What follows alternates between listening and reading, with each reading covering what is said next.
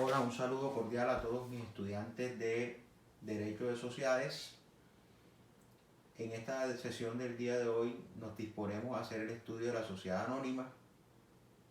Como ya he sabido por ustedes, en sesiones anteriores hemos abordado el estudio de la sociedad colectiva, la sociedad de responsabilidad limitada, la sociedad en comandita simple y la sociedad en comandita por acciones, además de los aspectos generales que abordamos en clases pasadas respecto de las sociedades mercantiles, como es el contrato general de las sociedades, su formación, los requisitos de existencia, los requisitos de validez, los requisitos de forma, etcétera. Toda la parte general de las sociedades colectivas. Hoy entonces nos enfocaremos en el estudio de la sociedad anónima.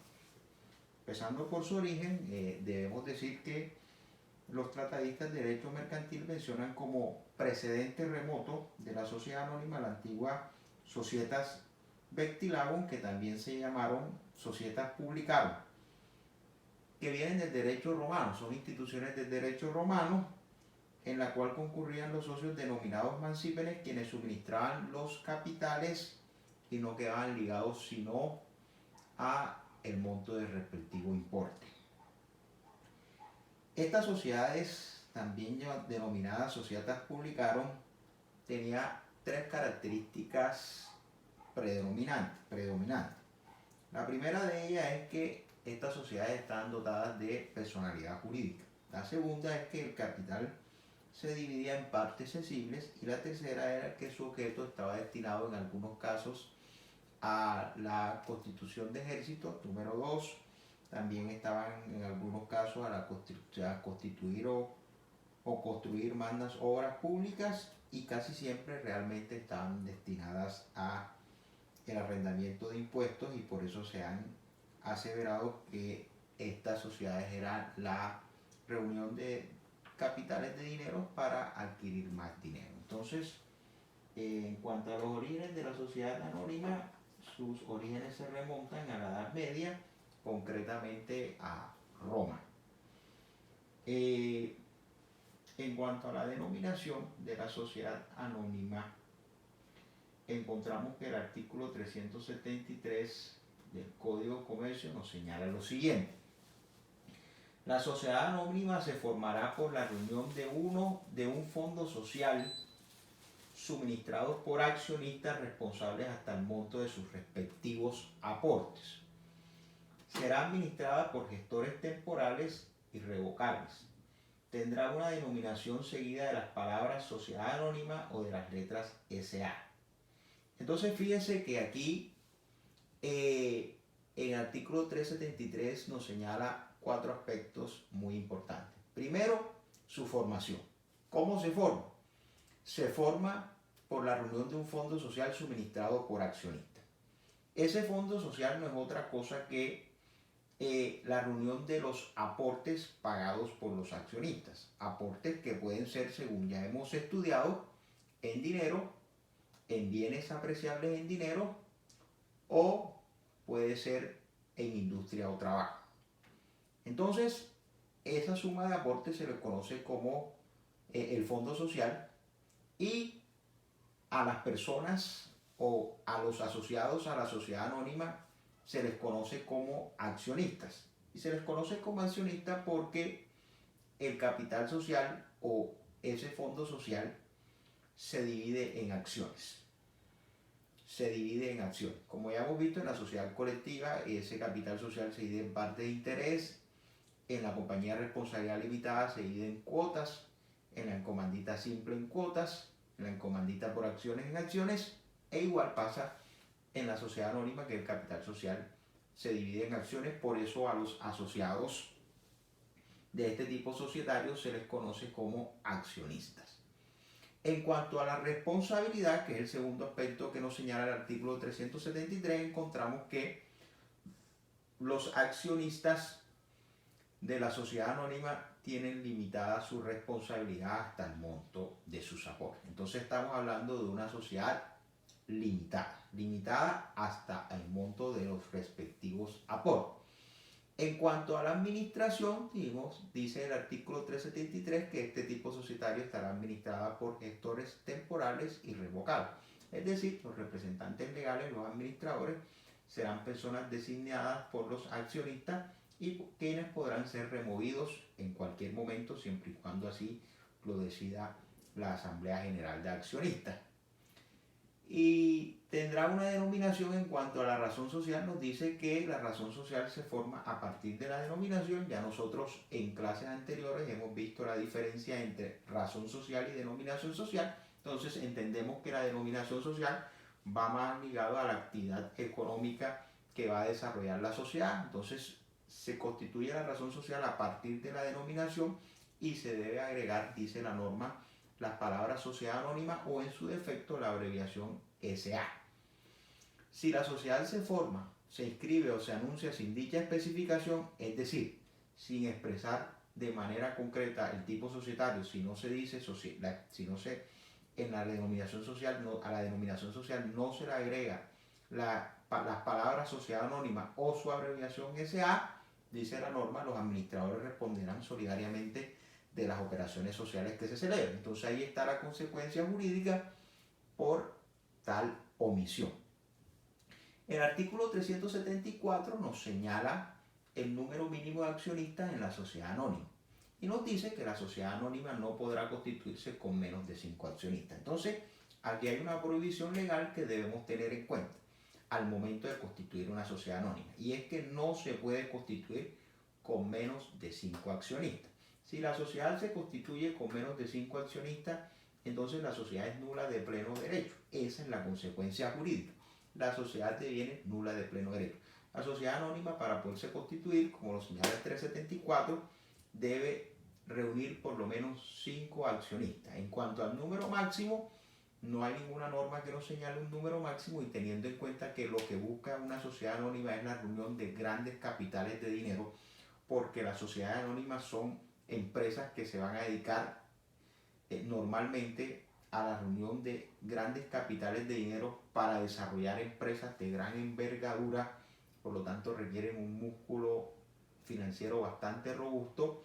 Entonces el legislador ha determinado que no es viable entonces colocarle un número máximo de accionistas, pero sí un número mínimo. Entonces tenemos que mi número mínimo es 5, no existe número máximo de accionistas.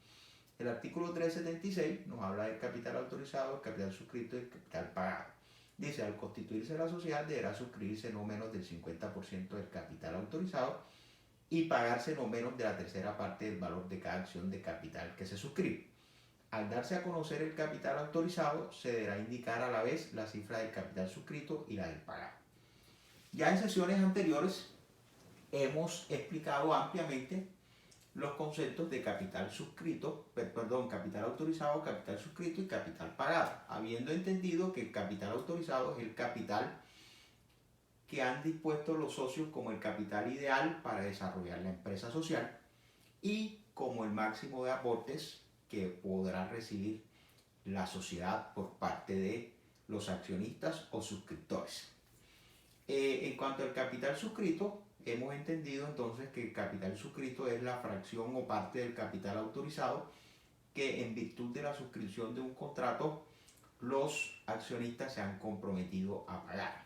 Y el capital pagado es la fracción o parte del capital suscrito que al momento de constituirse la sociedad efectivamente han pagado los accionistas. Entonces, estos datos deben estar, según lo señala el artículo 36, deben fijarse de manera clara y concreta en los estatutos sociales o en la escritura de constitución. Así entonces, al constituirse la sociedad se debe señalar cuál es el capital autorizado y cuál es el capital suscrito y cuál es el capital pagado. Señala la norma que para poderse constituir en debida forma la sociedad anónima se tiene que suscribir por lo menos el 50% del capital autorizado. Dice la norma por lo menos el 50%. Eso es lo mínimo que se deben comprometer a pagar los accionistas para poder constituir la sociedad. En los estatutos se puede estipular algo diferente siempre y cuando no vaya en contra de la norma, es decir, no vaya por debajo del mínimo. Se puede estipular entonces en los estatutos que no se constituya con el 50 sino con el 60 o el 70%, pero nunca podrá estipularse algo que vaya en contra de lo señalado por la norma, es decir, por debajo del 50%. Pongamos un ejemplo entonces para poder entender cómo se maneja esto del capital en las sociedades anónimas.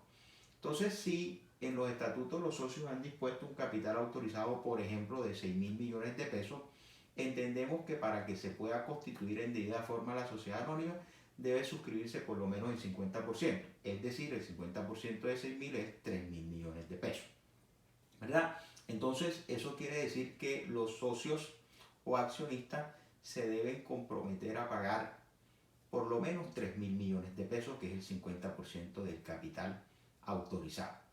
Y al momento de constituirse la sociedad, debe pagarse por lo menos una tercera parte de ese capital suscrito. Entonces, si el capital suscrito es la mitad del capital autorizado, en este caso 3.000 millones de pesos, el capital suscrito, debe pagarse al momento de registrarse, correrse la escritura pública, por lo menos una tercera parte. Esto es 1.000 millones de pesos. Esto es importante porque el capital suscrito, según lo señala la norma, concretamente la ley 222 de 1995, en las sociedades anónimas, el término para pagar el capital suscrito será hasta de un año. Entonces, el capital suscrito se puede pagar por instalamentos o por cuotas. Entonces, si por ejemplo un accionista o un socio ha suscrito acciones que ascienden a la suma de 600 millones de pesos, es decir, se ha comprometido a pagar a la sociedad un aporte igual a 600 millones de pesos, él inicialmente tendrá que pagar la tercera parte de ese capital suscrito. Y luego el porcentaje restante, ¿verdad? Las otras dos terceras partes la podrá pagar por instalamiento siempre y cuando ese proyecto de pago o programa de pago no exceda de un año. Entonces lo podrá colocar a 4, podrá convenir a 4, 5, 6, 7, 8, 10, 11 cuotas, ¿verdad? Siempre y cuando no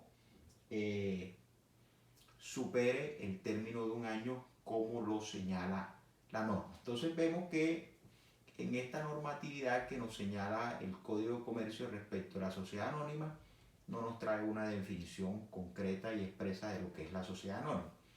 La sociedad anónima, entonces, podemos construir un concepto a partir del artículo 98 del Código de Comercio y podemos decir que la sociedad anónima no es otra cosa que la concurrencia de un número plural de personas que en ningún caso podrá ser inferior a 5 accionistas, quienes hacen unas aportaciones a la sociedad que pueden ser en dinero, en bienes o especies susceptibles de apreciación económica o en trabajo con el objeto de desarrollar una empresa y percibir de dicha actividad económica unas utilidades, respondiendo por las operaciones sociales de manera limitada al monto de sus aportes. Entonces, podemos señalar de manera simple esa definición para lo que es la sociedad anónima.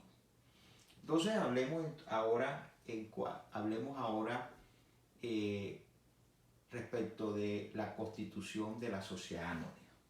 La ley 222 de 1995, a partir del artículo 49, nos señala cómo se constituye la sociedad anónima. El artículo 49 así entonces nos dice: la sociedad anónima podrá constituirse por acto único o por suscripción sucesiva sin perjuicio de las normas que regulen lo referente a la oferta pública. A diferencia de los otros tipos societarios que ya hemos estudiado, que todas se constituyen por acto único, y entendemos por acto único que es la suscripción del contrato plurilateral y llevar esos estatutos a escritura pública. Para la sociedad anónima se dispone otra forma, que es la suscripción sucesiva, que es en la cual nos vamos a enfocar, como quiera que la constitución por acto único ya la hemos estudiado en los distintos tipos societarios que previamente han sido objeto de estudio en este curso. Entonces nos enfocaremos, en la suscripción sucesiva, que es la forma novedosa y que es nueva para nosotros y que aplica para la sociedad anónima. La suscripción sucesiva es una suscripción que se da por etapas y que concretamente señala se da en 4 etapas, siendo la primera etapa la etapa de publicación del programa de fundación, la segunda etapa la etapa de suscripción de acciones, la tercera etapa la de la convocatoria y celebración de la asamblea y la cuarta y última etapa que es la de otorgamiento de la escritura pública. Entonces, el procedimiento que señala la ley para la suscripción sucesiva o la conformación de la sociedad anónima por suscripción sucesiva es el que acabamos de mencionar.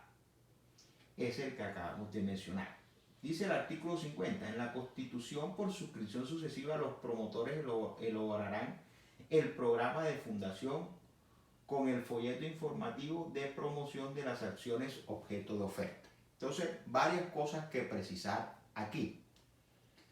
Primero, ¿quiénes son los promotores? Los promotores son las personas que han concebido la idea del negocio.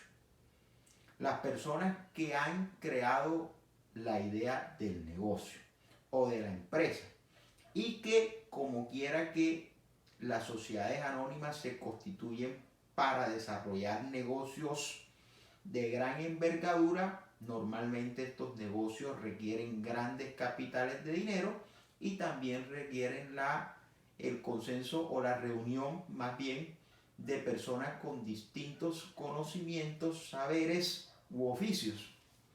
Luego entonces, a través de esta suscripción sucesiva, los promotores lo primero que tienen que hacer, es decir, los que han concebido la idea del negocio, es elaborar el programa de fundación junto con un folleto informativo. Ese programa de fundación no es más que el programa que señala las etapas del proceso de suscripción sucesiva y los términos en que se debe desarrollar cada una de esas etapas, términos y condiciones en que se deben desarrollar cada una de esas etapas, junto con un folleto informativo. Ese folleto informativo no es más que un folleto donde se encuentra la información de la empresa o la idea de negocio. En ese folleto es vital para poder darle publicidad a la idea y poder atraer a los posibles inversores o suscriptores. Tanto el programa de fundación como el folleto informativo deben registrarse en la Cámara de Comercio del domicilio principal de la futura sociedad. De tal suerte que si la sociedad contempla que su domicilio principal será la ciudad de Cartagena de India, tanto el programa de fundación como el folleto informativo deberá inscribirse en la Cámara de Comercio correspondiente a la ciudad, al distrito de Cartagena de India. El folleto informativo deberá ser suscrito y el programa de fundación deberá ser suscrito por todos los promotores, es decir, por todas las personas que han concebido o que están promoviendo la idea de negocio o la empresa. El folleto informativo, además que debe ser suscrito por los promotores, también debe ser suscrito por las entidades, por los representantes legales de las entidades que se encarguen de la colocación de la emisión o del manejo de los recursos provenientes de la suscripción. Como quiera que los promotores en la primera etapa se van a encargar de darle publicidad al proyecto de negocio de la empresa y comenzarán a contactar y a seducir personas para que inviertan en su idea de negocio. Cuando se pasa a la segunda etapa, que es la etapa de suscripción, que es a través de la cual se suscriben los contratos de suscripción de acciones, se firman o se llevan a cabo los contratos de suscripción de acciones. En esa segunda etapa, esos suscriptores al momento de hacer esa suscripción tienen que hacer un pago de unos aportes. Esos aportes se destinan a una empresa que se encargará del manejo de esos aportes, normalmente una entidad bancaria o financiera que se encarga de administrar esos aportes. Entonces, el representante legal de esas entidades que se encarguen de la colocación de la promoción y del manejo de esos recursos tendrán también que firmar el respectivo folleto informativo. El artículo 51 nos señala los requisitos los requisitos o mínimos que debe contener el programa de fundación. Así entonces nos dice que mínimo el programa de fundación debe contener los siguientes requisitos. Primero, nombre, nacionalidad, identificación y domicilio de los promotores. Dos, el proyecto de los estatutos. Esto es importante porque, como ustedes saben, en los estatutos se señala las reglas por las cuales se va a dirigir o se va a administrar la sociedad, de tal suerte que es importante para los inversores saber cuál va a ser el manejo que se le va a dar a la sociedad. Y eso lo encontramos entonces en los estatutos.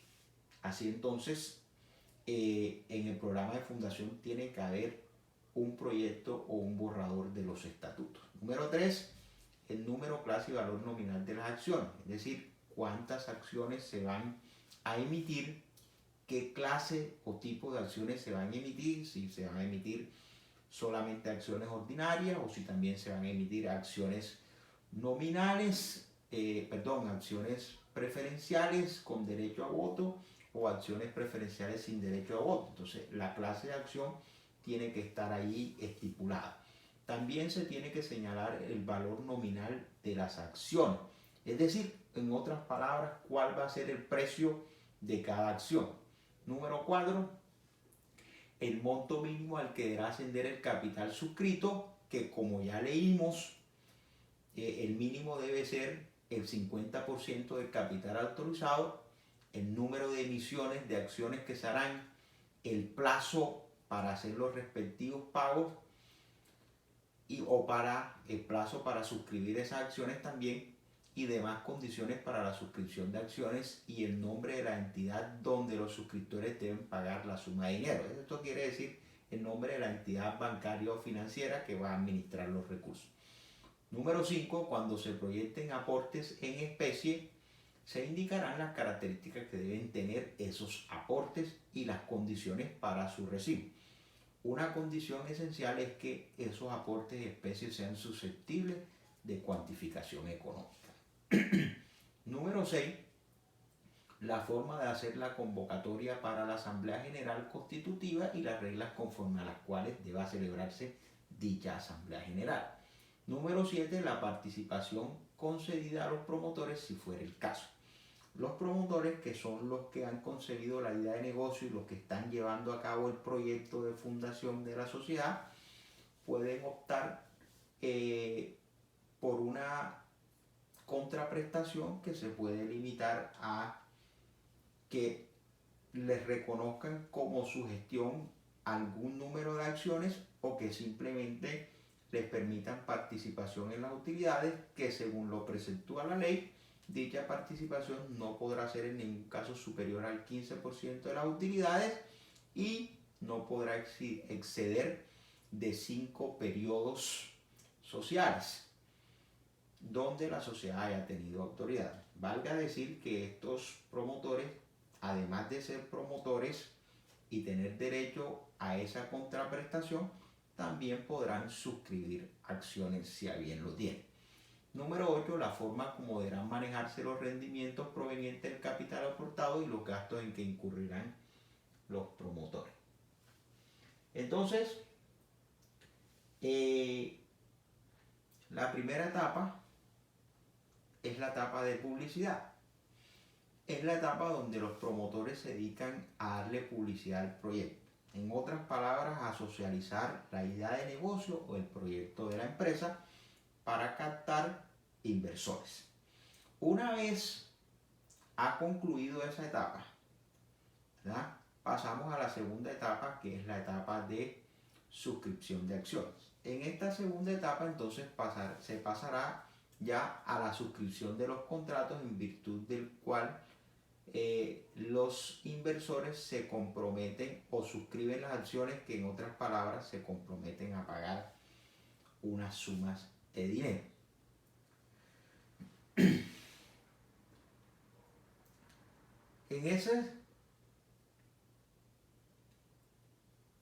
En esa etapa, como ya lo hemos dicho, se celebran los contratos. El artículo 52 nos señala cuál es el contenido que el contenido que tiene ese contrato de suscripción. Ese es el contenido mínimo. Número 1, debe contener el nombre, nacionalidad y domicilio de identificación de quien suscribe las acciones o suscribe el contrato. Número 2, el nombre y domicilio de la futura sociedad. Número 3, el número, naturaleza y valor nominal de las acciones que suscribe, es decir, cuántas acciones se está comprometiendo a pagar, de qué naturaleza son las acciones, si son acciones ordinarias, si son acciones con dividendo preferencial, etc. Y cuál es el valor de esas acciones. Número 4, la forma y condiciones en que el suscriptor se obliga a pagar, es decir, en qué forma las va a pagar, si las va a pagar en dinero, si va a pagarlas en especie o si va a pagarlas en industria y bajo qué condiciones, si las va a pagar en dinero, si las va a pagar a través de un único pago o si las va a pagar con un pago inicial y luego va a dividir el pago restante en cuotas o instalamientos. Allí todo eso debe quedar indicado. Repito, cuando se pacte el pago de los aportes por cuotas o instalamientos, el periodo para dicho pago no podrá exceder de un año. Así que antes del año tendrá que haber hecho o efectuado el pago de los aportes en su integridad. Número 5, cuando las acciones hayan de pagarse con aporte en especie, la determinación de esto, determinar cuáles son los bienes o especies que se van a dar para el pago de ese aporte.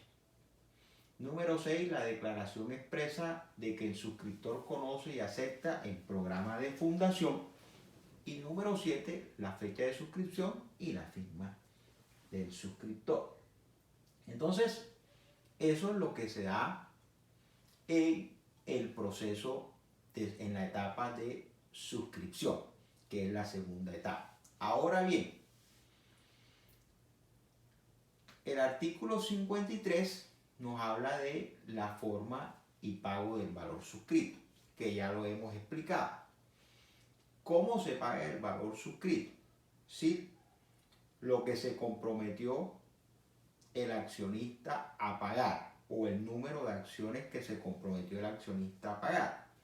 Entonces, si las acciones tienen un valor nominal, acciones ordinarias de 1 millón de pesos, y un accionista suscribió 500 acciones, eso quiere decir que debe pagar 500 millones de pesos. ¿Cómo los va a pagar? Dice el artículo 53 que lo puede pagar en un único pago, es decir, los 500 millones de pesos en un solo pago, o lo puede pagar por instalamiento. Pero como quiera que para la constitución de la sociedad anónima, la norma exige que al momento de constituirse la sociedad deberá haberse pagado una tercera parte del capital suscrito.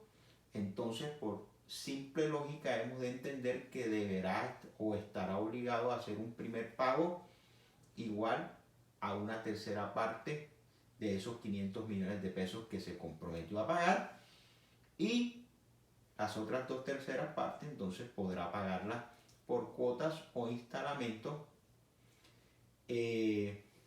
Las cuotas por cuotas de instalamiento que en ningún caso, repito, podrán exceder de un año. Si los suscriptores incumplen su obligación, y la obligación es pagar el aporte o hacer el pago de las acciones suscritas, dice el párrafo segundo del artículo 53 que los promotores podrán exigir judicialmente el cumplimiento o imputar la suma recibida a la liberación del número de acciones que correspondan a las cuotas pagadas. 2 salidas nos da la norma aquí. La primera es que, como quiera que la suscripción de acciones se lleva a cabo a través de un contrato, y en ese contrato se debe establecer el valor de la acción, la forma de pago, los términos y condiciones, supone entonces que vencido el término para hacer el pago sin que se hubiese llevado a cabo, ese contrato presta mérito ejecutivo por reunir los requisitos de ley de ser una obligación clara, expresa y exigible. Por eso es posible procurar su cobro judicialmente. La otra salida es que nos señala la norma es imputar las sumas recibidas a la liberación del número de cuota. Ello quiere decir que si el suscriptor se comprometió a pagar 600 millones de pesos, pero solamente pagó 400 y el valor nominal de la acción es de 1 millón de pesos, entonces ya no liberaremos 600 acciones, sino que liberaremos 400 y se reduce su participación a lo efectivamente pagado. Eso sin perjuicio que en los estatutos sociales se estipulen otras formas u otras acciones en contra del suscriptor incumplido. Pasemos entonces a lo que es la resolución de contrato. En esta etapa de suscripción, como quiera que el programa de fundación tiene que señalar los términos y los plazos en que se llevarán y las condiciones en que se llevarán a cabo cada una de las etapas. Si cumplido el término y las condiciones de la etapa de suscripción se encontrare que no se ha alcanzado el mínimo de suscripciones establecido en el programa de fundación, se entenderá que el proyecto de empresa o de negocio ha fracasado. Así lo señala el artículo 54 de la Ley 222 de 1995, cuando nos dice: si no se ha previsto en el programa de fundación la posibilidad de constituir la sociedad con un monto inferior al anunciado y la suscripción no se cubre en su totalidad dentro del plazo previsto, los contratos de suscripción se resolverán de pleno derecho y la entidad respectiva reintegrará la totalidad depositada a cada suscriptor junto con los rendimientos que le correspondieren dentro de los 10 días siguientes al vencimiento del plazo. Entonces tenemos que según la ley, para poder constituir la sociedad anónima, al momento de su constitución se debe suscribir por lo menos el 50% del capital autorizado. Ahora bien, los promotores pueden señalar en los estatutos un porcentaje superior, nunca inferior al que señala la ley, pero sí uno superior. Supongamos que los promotores, por ejemplo, han señalado que para iniciar la idea de negocio o la sociedad se debe suscribir el 60% del capital autorizado. Llegado el término o cumplido el término señalado en el programa de fundación para llevar a cabo la segunda etapa, que es la etapa de suscripciones, encontramos que no se logró suscribir el 60% señalado en los estatutos del capital autorizado.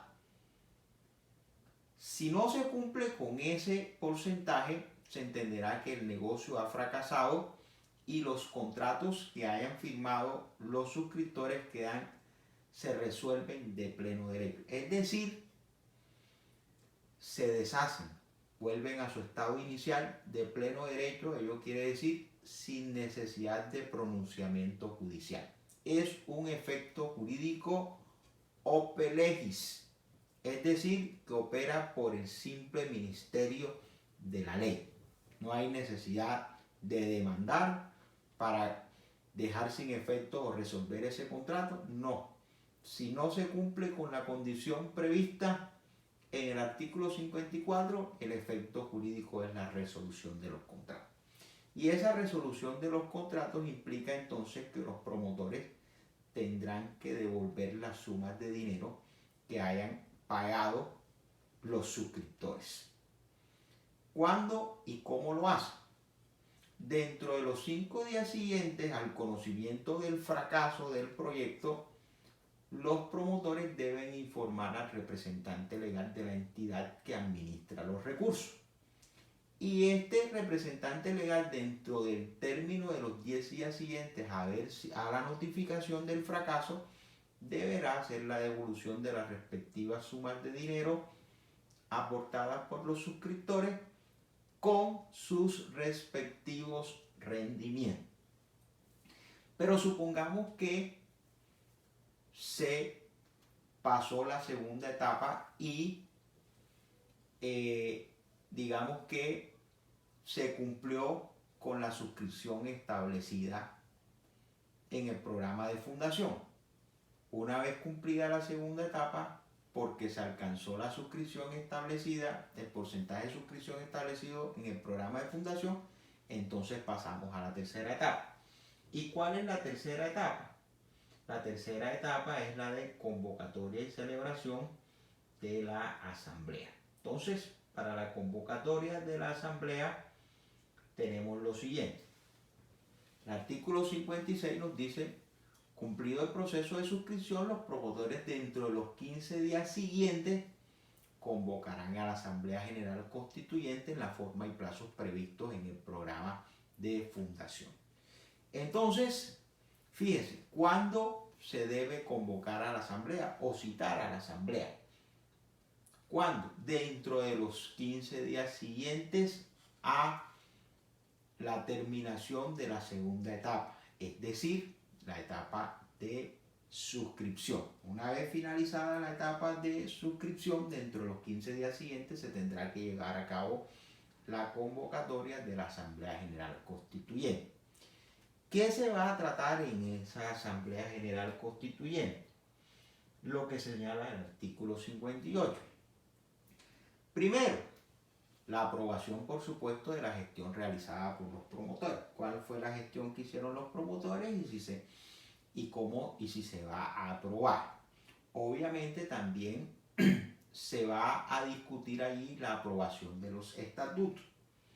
Esos estatutos pueden estar sujetos a cambio sí o a modificación si la asamblea así lo dice, si así lo señala o lo decide. Ojo con esto, ojo con esto. Mire lo que dice el parágrafo número 1. Si la asamblea, mire lo que dice el párrafo número 1 del parágrafo. Si en la asamblea general constitutiva se cambian las actividades principales previstas en el objeto social, los suscriptores ausentes o disidentes podrán retirarse dentro de los 15 días siguientes a la celebración de la asamblea, comunicando dicha decisión por escrito al representante legal designado por la asamblea constitutiva. En este evento, el suscriptor podrá pedir la restitución de los aportes con los frutos que hubieran producido si ello hubiere lugar. Si en la Asamblea General Constitutiva, cuando se está discutiendo el punto referente a la aprobación de los estatutos, la Asamblea decide modificar las actividades principales del objeto social, y entendemos por objeto social, como ya hemos estudiado, las actividades comerciales y económicas a las que se va a dedicar la empresa. Si ellos deciden cambiarlas, los disidentes, es decir, los que hayan votado negativamente dicha proposición, y aquellas personas o aquellos suscriptores ausentes que no hayan concurrido a la asamblea, dentro de los 15 días siguientes podrán retirarse de la sociedad y pedir la restitución de sus dineros. ¿Por qué? Porque cuando una persona ingresa y se suscribe el contrato, lo hace con una idea de negocio. Si luego se la cambian por otras actividades, es posible que esas actividades no son lo que él quería, ni tampoco él pagó un aporte para desarrollar ese negocio. Le cambiaron las condiciones y se decidió desarrollar unas actividades económicas totalmente distintas a las que le ofrecieron a él o las que él conoció dentro de la primera etapa, que fue el proceso de promoción y de publicidad de la idea de negocio. Entonces, los disidentes, los que no estuvieron de acuerdo, y los ausentes podrán retirarse y pedir la restitución. No podrán hacer esto los que votaron la proposición de manera positiva o afirmativa por cuanto ellos estuvieron de acuerdo con tal decisión. Entonces, esto es muy importante. Ahora bien, aquí hay otra consecuencia. Si el número de personas que se retira al solicitar el reintegro de los aportes, si eso trae como consecuencia la disminución del capital suscrito a menos del porcentaje estipulado en la ley o en los estatutos, el programa de fundación ha fracasado porque no se podrá constituir la sociedad con menos del capital suscrito, autorizado o señalado por la ley o señalado en los estatutos. Entonces, esto es un tema que se debe ver con mucho detenimiento porque puede traer varias consecuencias jurídicas. Número 3, el artículo 58 señala, examinar y en su caso aprobar el avalúo de los aportes en especie si los hubiera. Entonces, corresponde a la Asamblea examinar y aprobar el avalúo de los aportes en especie. Número 4, designar al representante legal, constituir la junta directiva y constituir al revisor fiscal. Entonces, el representante legal, que será el administrador de la sociedad, la junta directiva, que deberá constituirse siempre con un número impar y no podrá tener un número inferior a 3 personas con sus respectivos suplentes. Al representante legal también se le puede nombrar uno o varios suplentes. Y el revisor fiscal, que debe ser un contador debidamente inscrito en el Registro Nacional de Contadores Públicos. Entonces, esos son los temas principales que se van a discutir en esa asamblea. Ahora bien, el artículo 58 nos señala que el artículo, 56 nos señala que la asamblea se convoca una primera vez y si no es posible llevar a cabo la asamblea general de accionistas por falta de quórum, se convocará por segunda vez dentro de los 30 días siguientes, en un periodo más bien de 10 días y no más de 30 días siguientes al fracaso de la primera convocatoria. Si la segunda convocatoria de Asamblea General tampoco se lleva a cabo por falta de quórum, se entenderá que el proyecto de negocio ha fracasado. Y entonces se aplicará, como señala el párrafo segundo del 56, la parte final, se aplicará lo dispuesto para el caso del fracaso de la suscripción. ¿Y qué es lo dispuesto para el fracaso de la suscripción? Lo que señala el artículo 54 que acabamos de estudiar de la ley 222 de 1995. Es que se resuelven de pleno derecho los contratos de suscripción. Los promotores deben informar tal situación a los representantes legales de las entidades que administran los recursos aportados para que estos en el término de 10 días siguientes a haber sido notificados procedan a restituir o a devolver los recursos aportados con sus respectivos rendimientos a los suscriptores. Pero supongamos que se lleva a cabo la Asamblea General de Accionistas y se supera la tercera etapa, entonces pasamos a la cuarta etapa, que es el otorgamiento de la escritura pública. El otorgamiento de la escritura pública, entonces, encontramos en el artículo 59 de la ley 222 de 1995 cómo se lleva a cabo ese otorgamiento de la escritura pública. Si dentro de los 6 meses siguientes a la celebración de la asamblea no se ha otorgado la escritura de constitución, los suscriptores podrán exigir la restitución de los aportes junto con los frutos que hubieren producido. Entonces, lo primero que señalamos es que el representante legal de la sociedad tiene un término de hasta 6 meses para otorgar la escritura pública, para formalizar los estatutos a través del otorgamiento de la escritura pública. Sabemos nosotros que, como ya estudiamos anteriormente cuando abordamos el estudio de los contratos plurilaterales, concretamente el contrato generador de la sociedad mercantil, estudiamos que este contrato social tiene unos requisitos de existencia, unos requisitos de validez y unos requisitos de forma. Dentro de los requisitos de forma del contrato generador de la sociedad encontramos la escritura pública y el registro mercantil. En cuanto a la escritura pública, debemos entender que el contrato generador de la sociedad es un contrato solemne. Ello quiere decir que por ley está sometido a una solemnidad. Esa solemnidad es que debe otorgarse a través de escritura pública. De tal suerte que si se omite este requisito de ley, el contrato habrá omitido un requisito de forma y la consecuencia es que el negocio jurídico deviene ineficaz. Y deviene ineficaz porque no surte los efectos jurídicos que está llamado a surtir.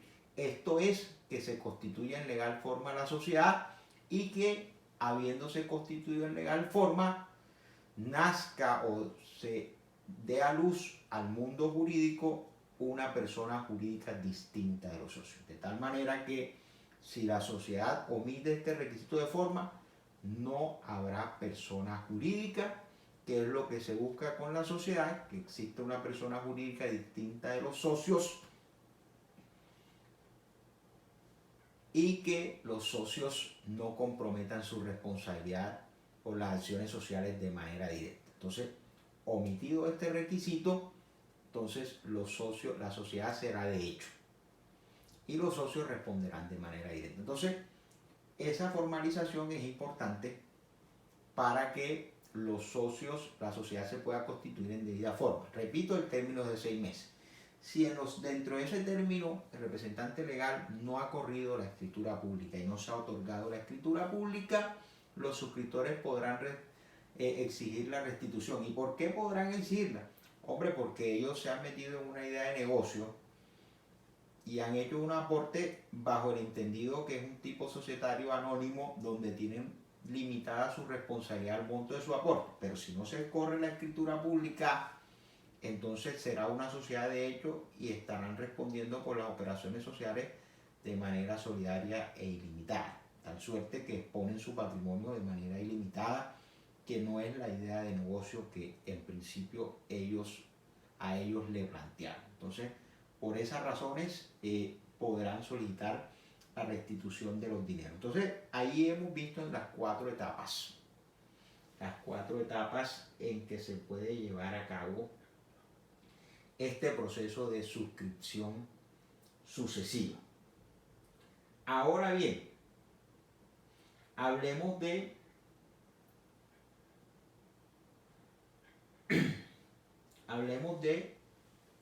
el capital social. Como ya hemos visto, en el artículo 375 el capital social se divide en acciones.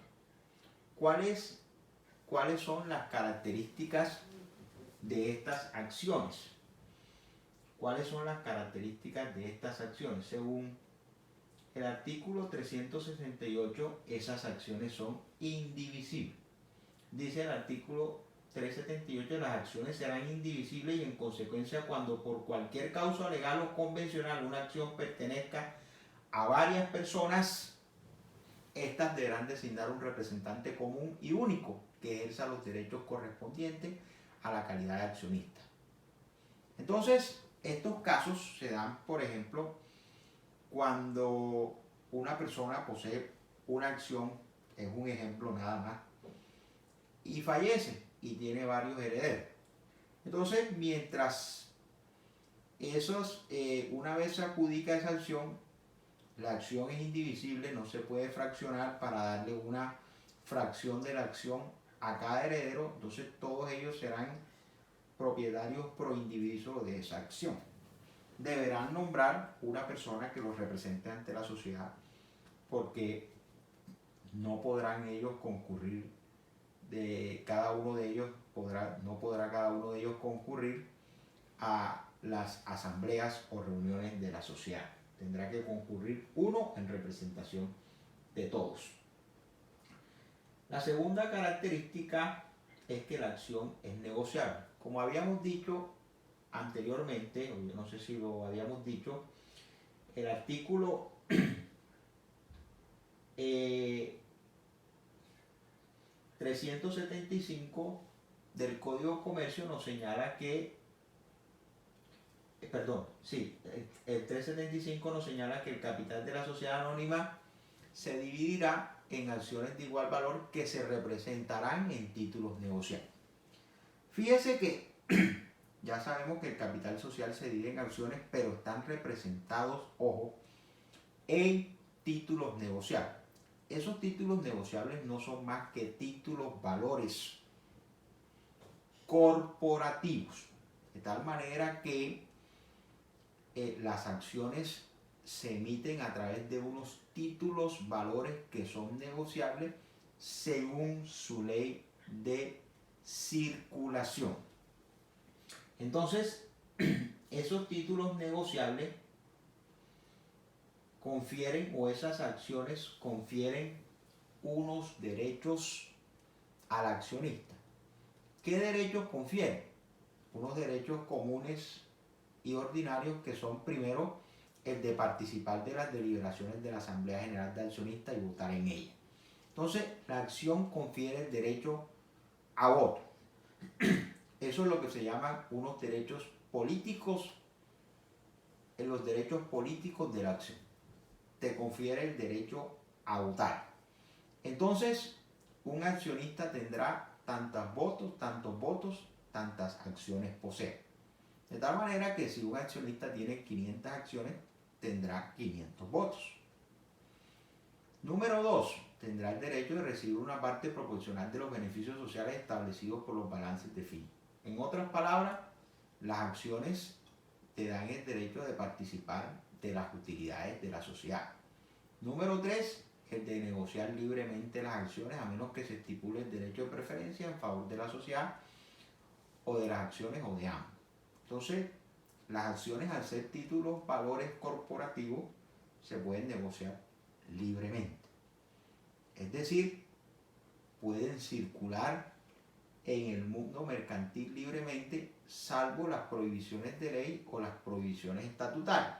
Dentro de las prohibiciones estatutarias ya tenemos el conocido derecho de preferencia, que lo hemos explicado en sesiones anteriores y por eso no lo vamos a explicar nuevamente. Número 4, el derecho de inspeccionar libremente los libros y papeles sociales dentro de los 15 días hábiles anteriores a las reuniones de la Asamblea General en que se examinen los balances de fin de ejercicio. En este caso, lo más lógico es que cuando se convoque la asamblea, y lo más práctico es que cuando se convoque la asamblea, que se convoque por lo menos con 15 días de antelación a la fecha de llevarse a cabo, y se pase estos informes a todos los accionistas para que ellos puedan revisar los balances, los estados financieros y demás documentos de la sociedad que van a ser objeto de aprobación y discusión dentro de dicha asamblea.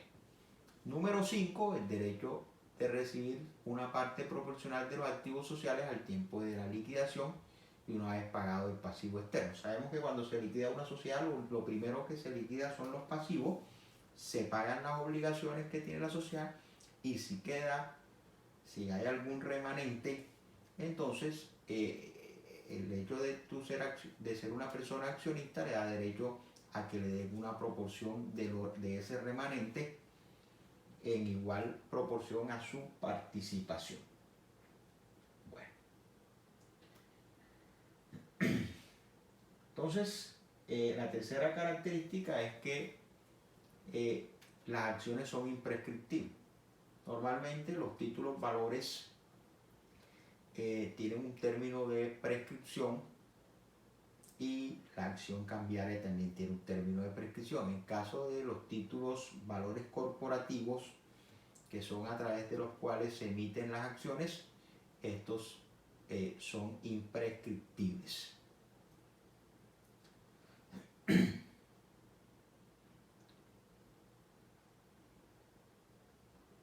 Ya vimos los derechos que confiere la acción, entonces hablemos de la clasificación de las acciones. Tenemos en la clasificación de las acciones con valor nominal, y entendemos por acciones de valor nominal que es el precio mínimo por el cual pueden ser ofrecidas las acciones. Y dicho valor debe ser igual para todos. Entonces, todas las acciones, independientemente de su naturaleza, tienen un valor nominal. Las acciones ordinarias tienen un valor nominal que es el precio igual para todos.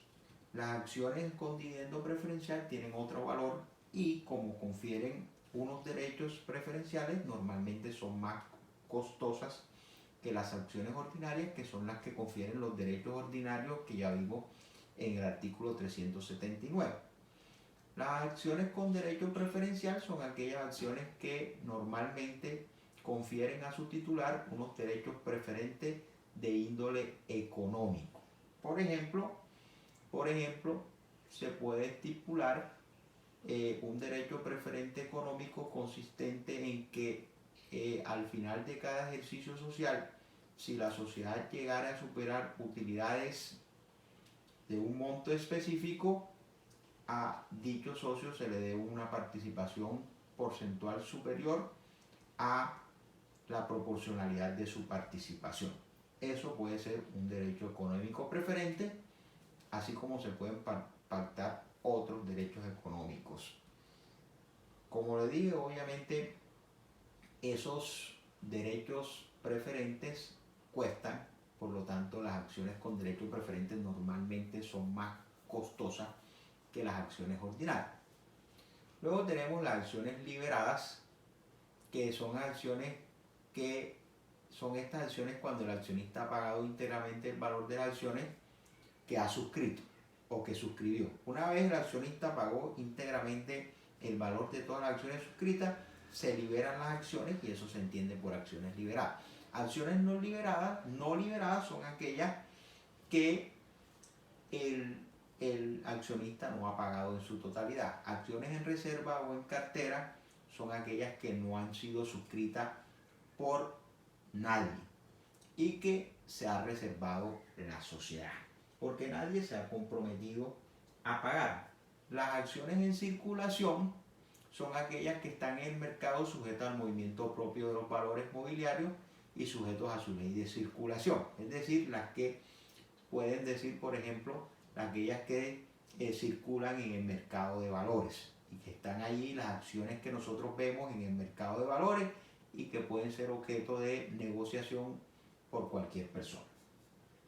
Acciones readquiridas son aquellas acciones que estando en el mercado son compradas nuevamente o son adquiridas por la misma sociedad. Acciones de capital son las que se liberan exclusivamente por aportes de dinero o aportes de bienes susceptibles de valoración pecuniaria. Acciones de industria son las que se liberan por aportes de industria o trabajo. Acciones ordinarias son las que generalmente crea y emite la sociedad para representar las aportaciones puras y simples de la sociedad. Acciones privilegiadas o preferentes son las que confieren prerrogativas de las cuales no gozan los titulares de acciones ordinarias. Como ya hemos dicho, tales privilegios pueden ser de orden económico o administrativo. Podemos ver esos privilegios en el artículo 379 y 381 del Código de Comercio. Por último, tenemos entonces las acciones con dividendo preferencial y sin derecho a voto. Esos títulos accionarios a través de los cuales se expide esos títulos accionarios a través de los cuales se expiden las acciones, como ya hemos dicho, son verdaderamente unos títulos valores,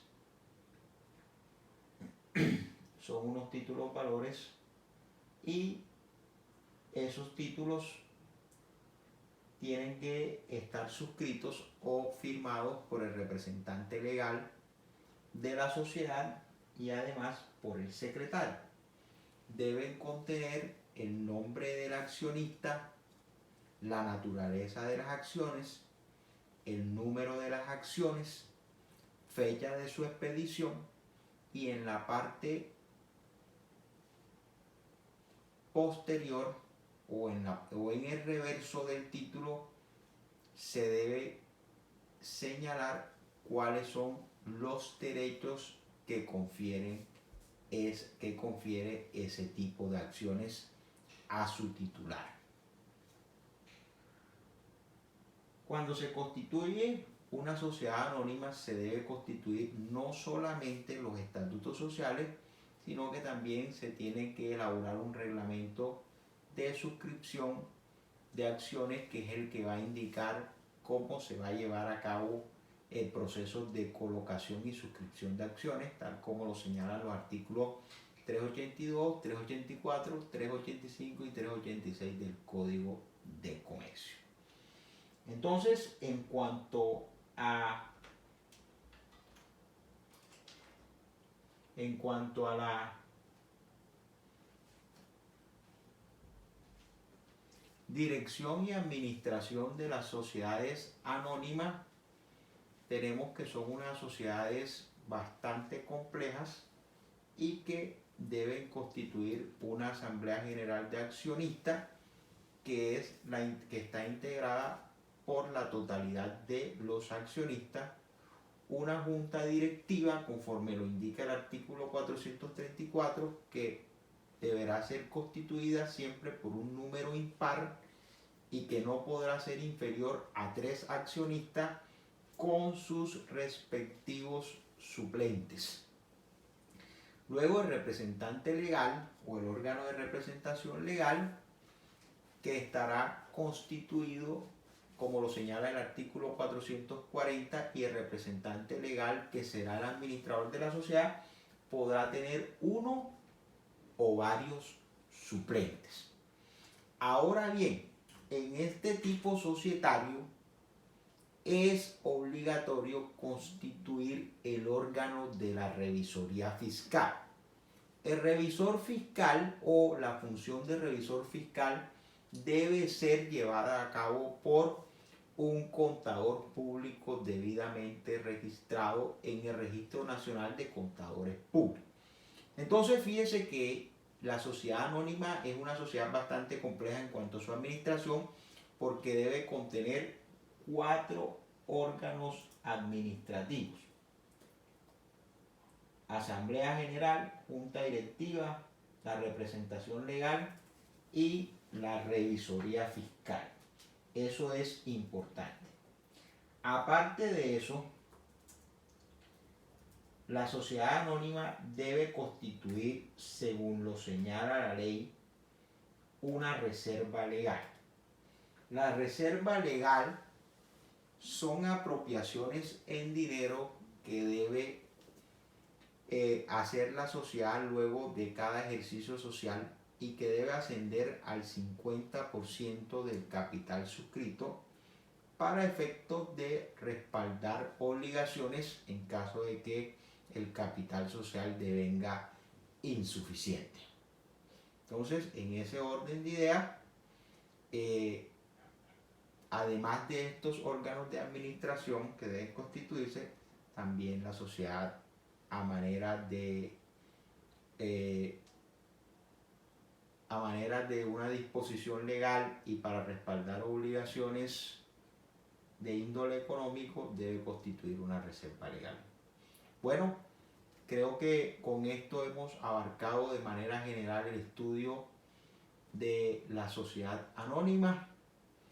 Si tienen alguna duda o pregunta, por favor, deje sus inquietudes en el enlace para proceder a dar respuestas a cada una de ellas. Muchas gracias a todos por su atención.